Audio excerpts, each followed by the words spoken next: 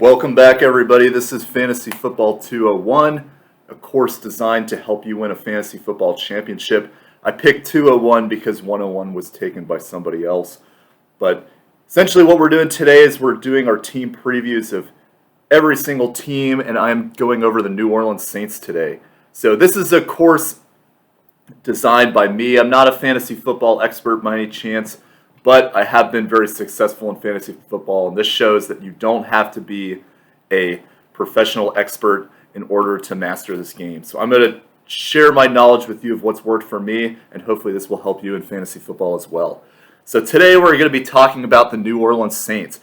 Format's going to be changed up a little bit from my previous videos, but I do have videos of every single team listed alphabetically before New Orleans, so if you want to check that out, please look at my channel. I also make a lot of other content too, so if you're interested in any of that stuff, look at the description below for the different type of videos that I make, and consider like, commenting, or subscribing.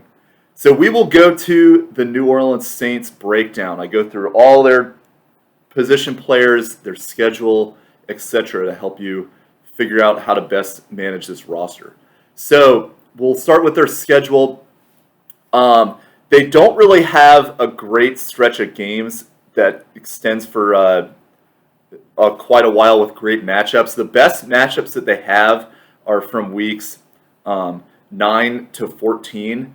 They do have the Buffalo Bills sprinkled in there, but in week 9 they play Atlanta, they go to Tennessee, and they also play at Philadelphia. Those are three pretty favorable defensive matchups there. Then they play Buffalo, projects to be difficult defense, but then in week 13 and 14, they play the Dallas Cowboys and they go to the New York Jets. So that stretch from week 9 to week 14 is probably their best matchups.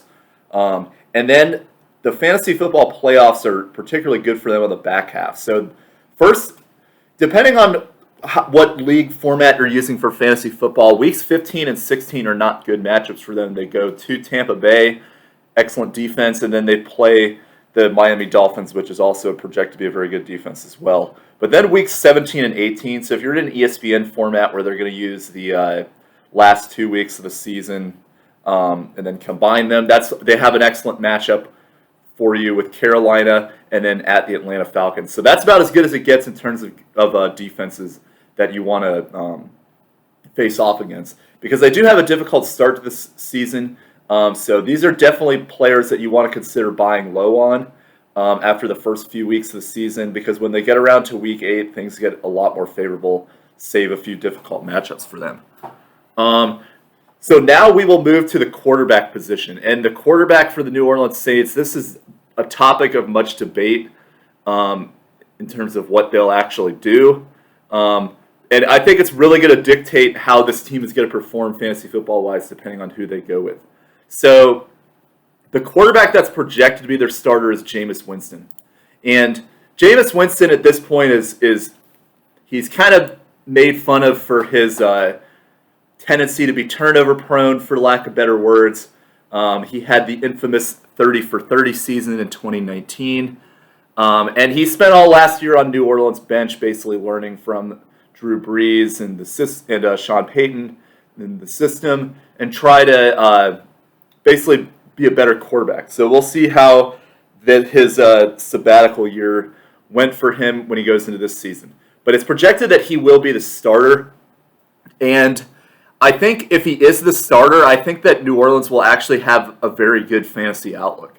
We look at his 2019 season with the Tampa Bay Buccaneers, and I know he had a lot of turnovers, and it really kind of I think clouded people's perspective of how he did that season. But he was actually the number 4 quarterback in fantasy football that year. The reason being is that he led the league in passing yards. He had 5,109.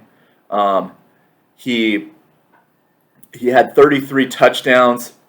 So again, another performance that's in the top 5 for quarterbacks. And he actually even ran for 250 yards and a touchdown. So he ran for more touchdown yardage than Carson Wentz and Patrick Mahomes did even, which is a little surprising to me because you don't think of him as a running quarterback, but he was actually relatively effective in his last season playing. So theoretically, it's really going to depend on how involved Sean Payton is going to get him in the offense. But if he gives him the green light like Bruce Arians did to throw the ball down the field, you're looking at a potential for this offense to be incredibly effective with Jameis Winston. And for Jameis Winston, if he even can curb some of his turnovers from last season, let's say he only throws like 15 interceptions instead of 30, but could still put up that amount of yardage and touchdowns, then this guy could be a huge sleeper for you in fantasy football. So Jameis Winston, a guy, he's almost certainly not going to get drafted. I think people have more of a negative opinion than a positive one of him at this point. But he's got a lot of potential stream value for you.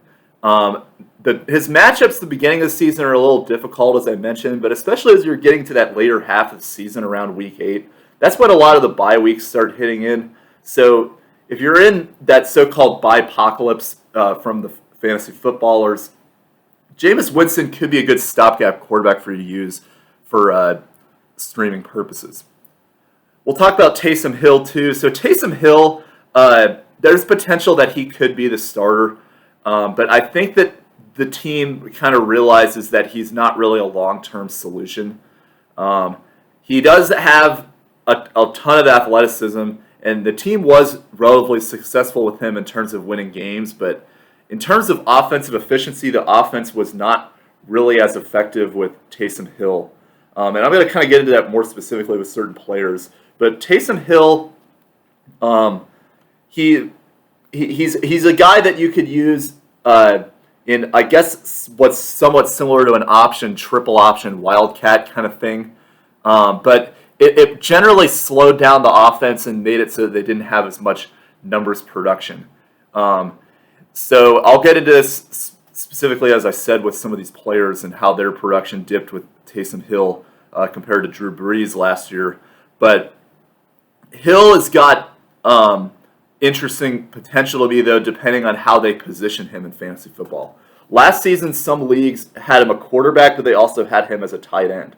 And if he's listed as a tight end, he does have interesting stream value from time to time because Sean Payton is going to get him involved in the offense and have certain receptions and yards and stuff like that. He might get a touchdown or two, but he's never a guy that I would start hoping that something like that would happen because he's so unpredictable. But if he's a quarterback, and he becomes a starting quarterback and he's still listed as a tight end, then he becomes a must-add because all of the quarterback points that he would be getting would be going to a tight end position. So, and you could just plug him in at tight end and then have one of your other quarterbacks, and you're getting essentially elite level tight end production. We'll see how they actually position Taysom Hill this season, but that's very interesting to monitor because I think it's really going to depend on that. Depending on how they do that is really going to dictate how much you're going to prioritize Taysom Hill in fantasy football this year. Running backs. So, starting running back for New Orleans is Alvin Kamara. Alvin Kamara, he's been excellent throughout his career. Since he's entered the league, he's been a top 5 running back in the NFL.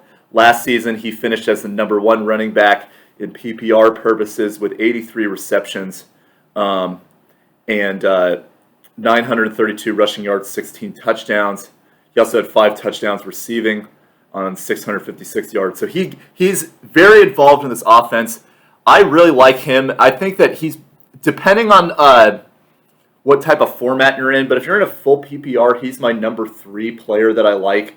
Christian McCaffrey 1, number 2 Dalvin Cook, 3 Alvin Kamara, and then 4 I go Derrick Henry because I'm not really sure exactly how he's going to do with Julio being in the system, and he's not exactly the most PPR productive player, very touchdown dependent, and game script dependent for that matter.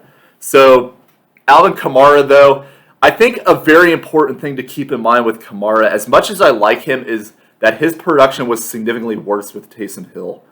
So the 4 games that Taysom Hill started last year for New Orleans, you look at Alvin Kamara's numbers during that period.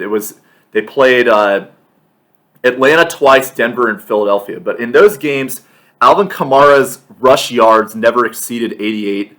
He also never exceeded 15 attempts. He did get 4 touchdowns in that period of time that did salvage his performance.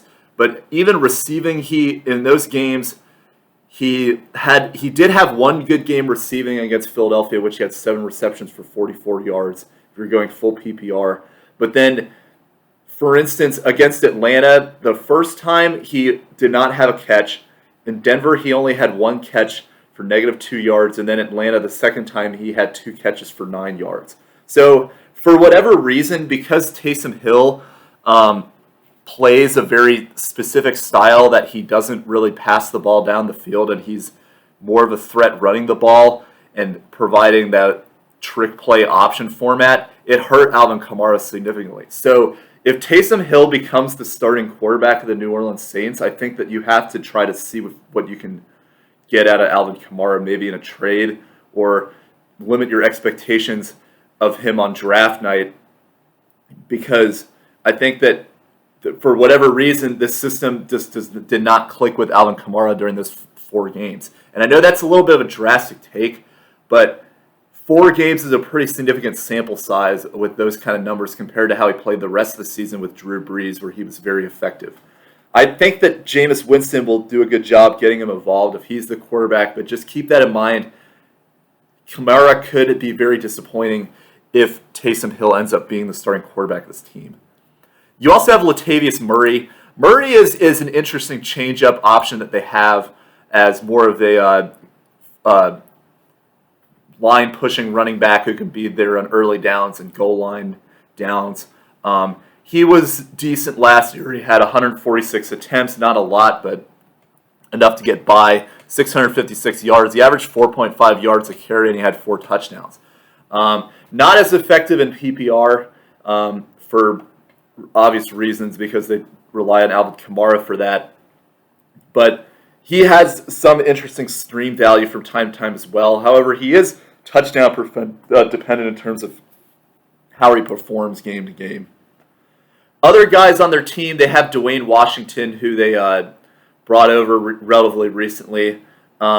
He's only really interesting to me in terms of PPR opportunity, or excuse me, in terms of handcuff opportunity in case Latavius Murray or Alvin Kamara gets hurt.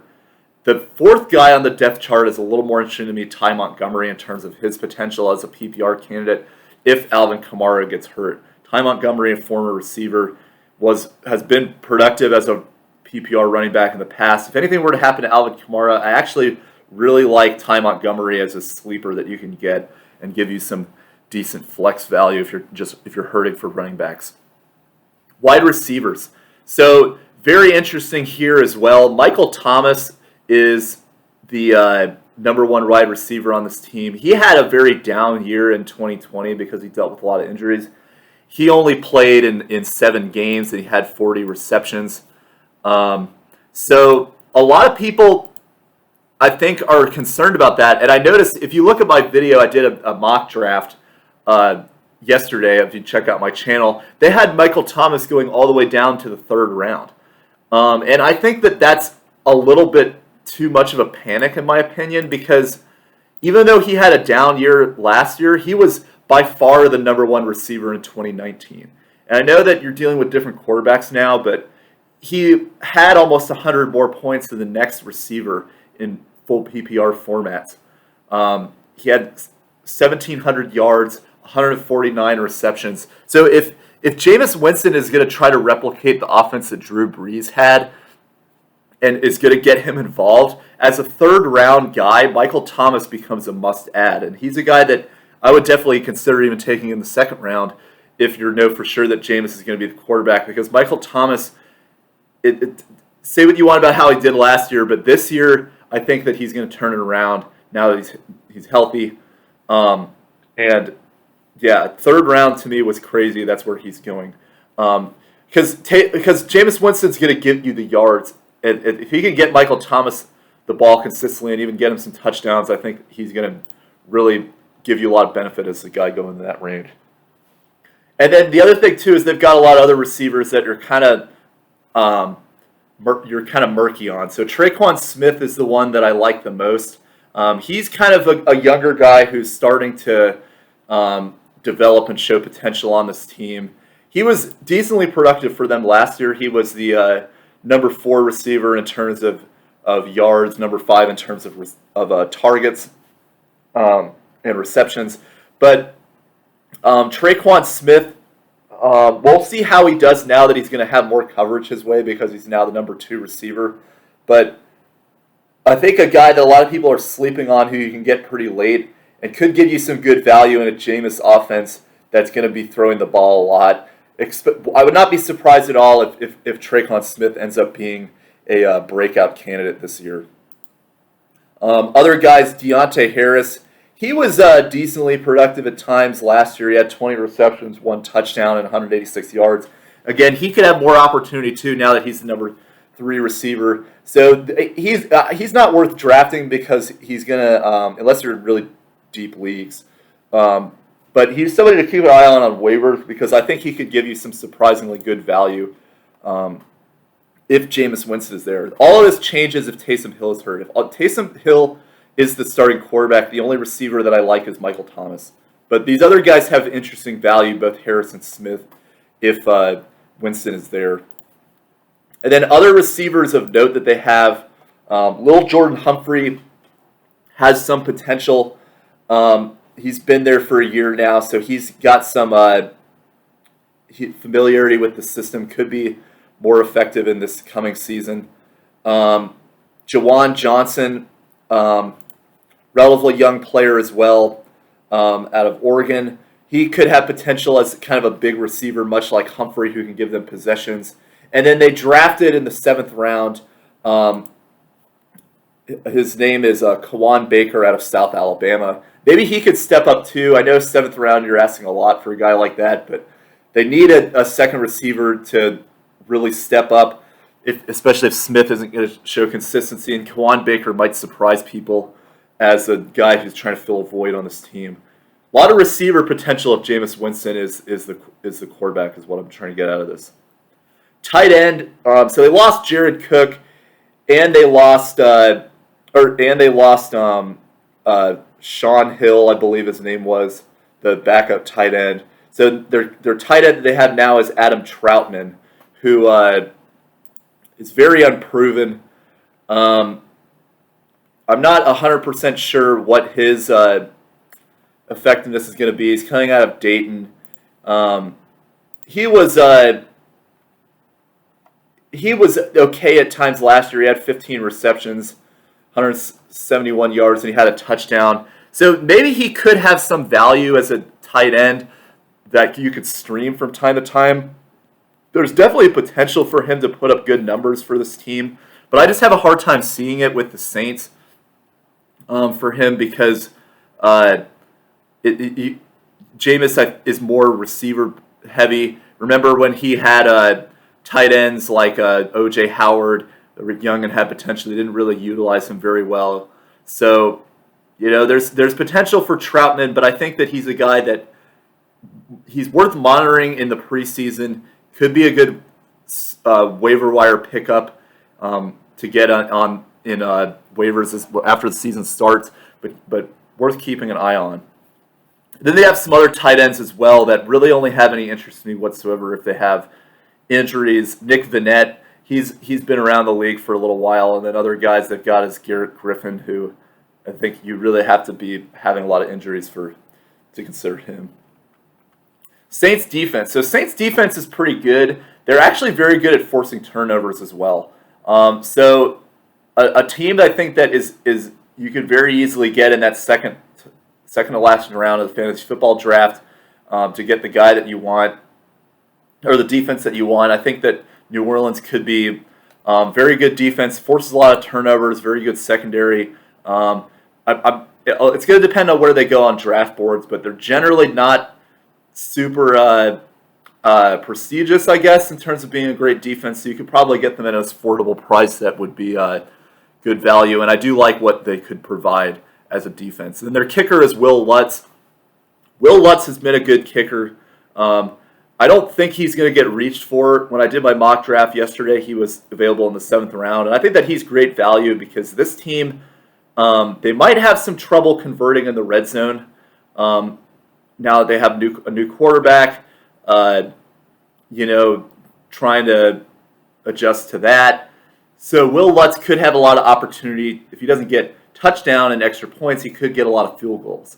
So I do like Will Lutz. I think he would be excellent value for you if you can get him in the 7th round. Definitely a guy worth targeting if he's there.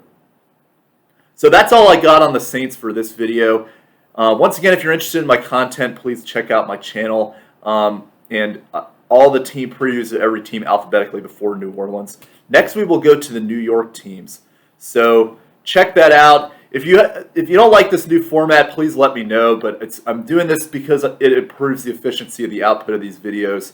So if you want the format to be like it was in the past, let me know. But otherwise, I'll keep rolling with this.